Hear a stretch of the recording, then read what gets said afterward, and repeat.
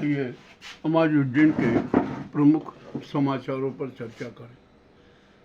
क्षिप्रा नदी है ना, इसका संस्कृत अर्थ किसी को पता नहीं, और अब तो क्षिप्रा है ना, तो प्रदूषित पानी की डबरी हो। और वहाँ पर अब तो यह हालत है कि क्षिप्रा के पानी में ऑक्सीजन की कमी बार बार होती।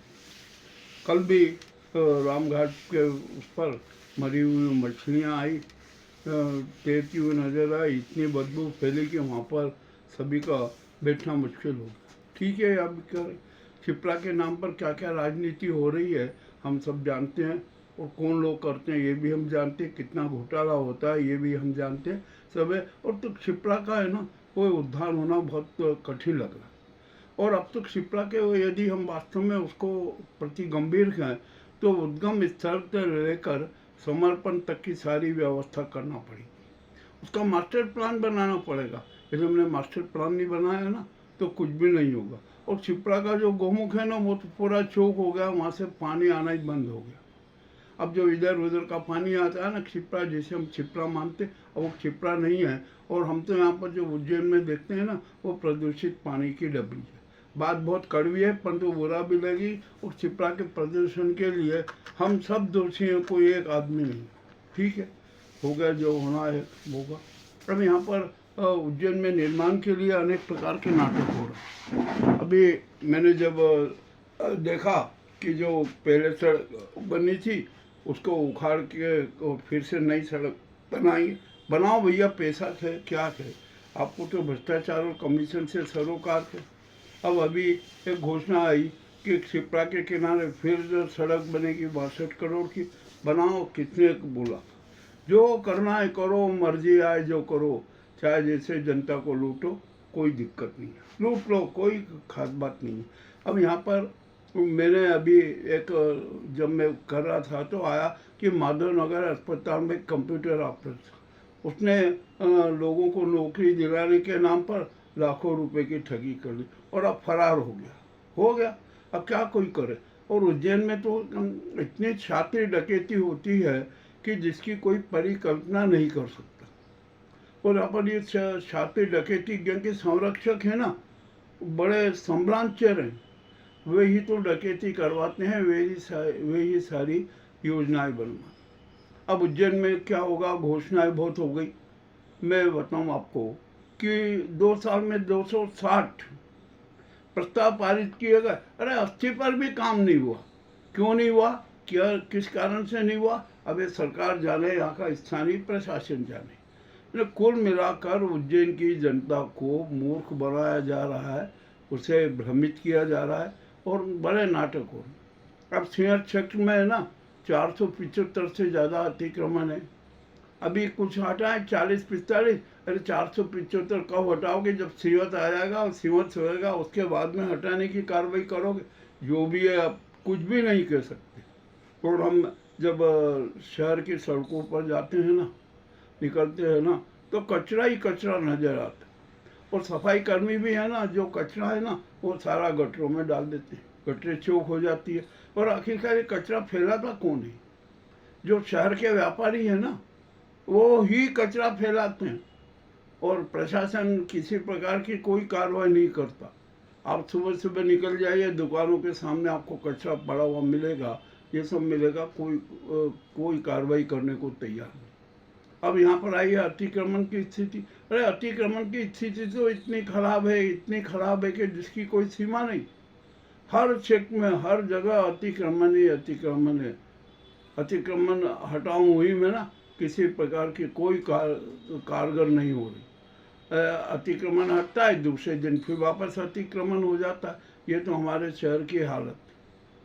अब आइए हम यातायात अराजकता पर बात करें तो यातायात अराजकता तो है ना, अब ये स्थायी कुसंस्कृति बनकर यहाँ पर कोई नहीं मिटा सकता, कोई सुव्यवस्था करने को तैयार नहीं। सड़कों पर वाहन होते हैं, खड़े होते हैं, दुकानों के सामने दोनों तरफ वाहन खड़े हो जाते हैं और सेंट्रल पार्किंग भी हो जाता है। तो आखिरकार राहगीर चले कहाँ से, कैसे चले, आप ये भी एक बात बताइए। और यहाँ पर अभी जो सड़क के चौड़ीकरण का जो विरोध करने वाले थे ना, जरा उनकी भी स्थिति देख लीजिए कि क्या है। जो विरोध करवा रहे हैं ना वो सब धन कुबेर है, व्यापारी हैं।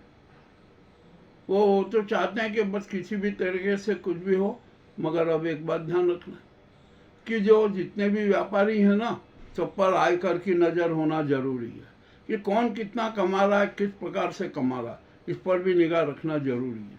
अब आइए हम यहाँ पर बात करते हैं। अभी गर्मी का मौसम चल रहा है, कूलर का खूब व्यवसाय हो रहा है, सड़कों पर कूलर, ये स्थान पे कूलर रखे हुए हैं और मन माने ढंग से कूलरों के भाव देखिए जा रहे।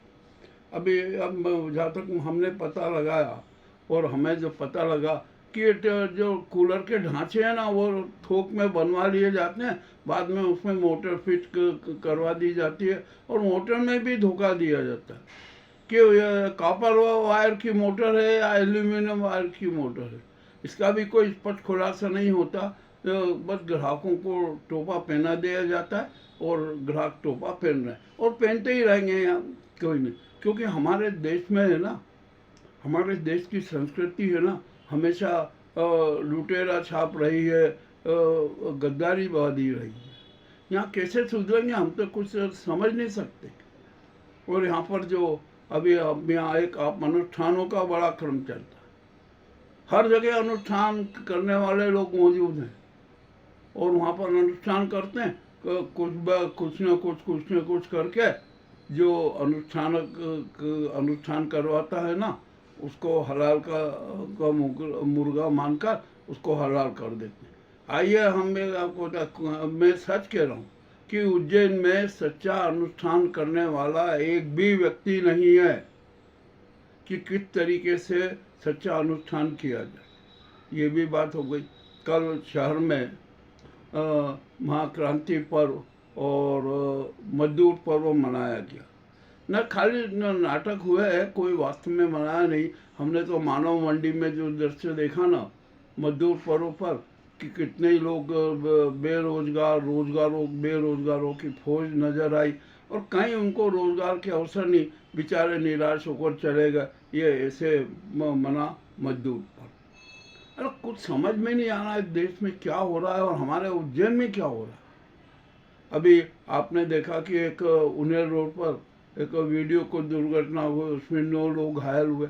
अरे ये तो अब दुर्घटनाएं होती ही हैं और होती ही रहेगी, क्योंकि अनेक कारण है उसके।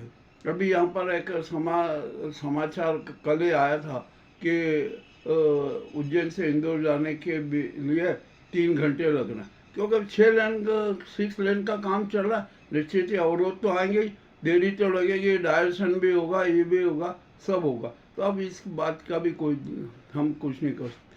अब यहाँ पर हम मीडिया की बात करें। अरे मीडिया की तो बड़ी विचित्र स्थिति मुझे नजर आई।